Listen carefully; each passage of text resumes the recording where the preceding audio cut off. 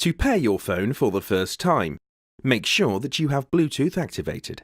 Next, switch the ignition on and touch Tap to Connect Phone. The vehicle system is now discoverable. Go to the Bluetooth settings on your phone and search for New Devices. Select your vehicle's name.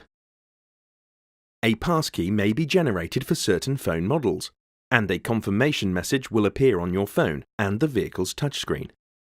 Check the passkey on the screen matches the one on your phone, then select OK on your phone and Yes on the touchscreen.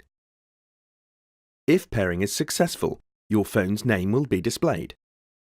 The vehicle now automatically connects to your phone. Next, select the phone shortcut to take you to the phone screen.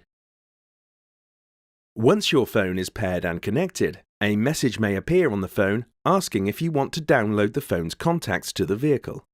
Approve this request. After pairing, the system connects automatically to your phone whenever your phone is inside the vehicle and the ignition is switched on.